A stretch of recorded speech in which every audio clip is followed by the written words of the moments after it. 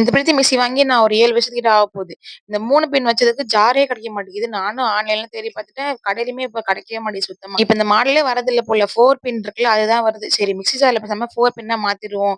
அப்ப எல்லாமே போட்டுக்கலாம்லன்னு சொல்லிட்டு அதுக்கு தான் கொண்டு போயிருந்தேன். கரெக்ட்டா பாப்பா கூப்பிடுற டைம்க்கு தான் போயிருந்தோம். போம்போது லைட்டா மழை வர மாரி இருந்துச்சு. போக போக ரொம்ப புடிச்சிருச்சு மழை. அப்ப கொஞ்ச நேரம் நின்னுட்டு, அப்புறம் பாப்பாவ போய் அழைச்சுட்டு அப்புறம் தான் ஜார் குடுக்க போனேன். அங்க போய் குடுத்தா அவரு போட்டு தட்டு தட்டுன்னு தட்டுறாரு. ஐய்யய்யோ! இருக்கிற மிக்ஸி இல்லாம போயிடுமோ! இன்னும் ஒரு 3 வருஷத்துக்கு இத வச்சு தான் சாமி ஓட்டணும்னு நெனச்சுட்டு, அப்புறம் மாத்தி குடுத்துட்டாரு. வீட்ல இருந்து போட்டு பார்த்து செக் பண்ணிட்டு இருந்தேன். இந்த குட்டி குட்டி ஜார் இல்லாம ரொம்பவே சிரமமா போச்சு. இனிமே என்ன ஜார் வேணா வாங்கி போட்டுக்கலாம். இந்த பெரிய ஜார வச்சு ஒரு 6 மாசமா ஓட்டிட்டு இருந்தேன் நானு. பாப்பா வந்தோனே கொய்யாப்பழம் கேட்டா. அப்புறம் அவளுக்கு கட் பண்ணி குடுத்தோனே விளையாட போயிட்டாங்க 2 பேரும். பாப்பா ஸ்கூல் விட்டு வந்தோனே என்ன வேல பார்க்குறனோ இல்லையோ, அந்த லஞ்ச் பாக்ஸ் தொறந்து தான் பார்ப்பேன் ஃபர்ஸ்ட்டு.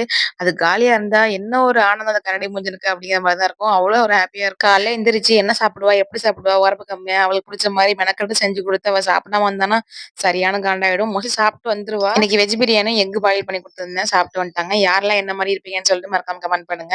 அப்புறம் வரும்போதே மழைக்கு ஏதாவது சாப்பிடணும் போல இருந்துச்சு. பாப்பா கரெக்ட்டா பஜ்ஜி கேட்டாளா, கடையில வாங்க வேணாம் பாப்பா வீட்ல போய் பண்ணி தரேன்னு சொல்லிட்டு, அப்புறம் வீட்ல வந்து பண்ணிட்டு இருந்தேன் வாழைக்கா பஜ்ஜி. வீட்ல வாழைக்கா இருந்தது எனக்கு ஞாபகம் வந்துச்சு.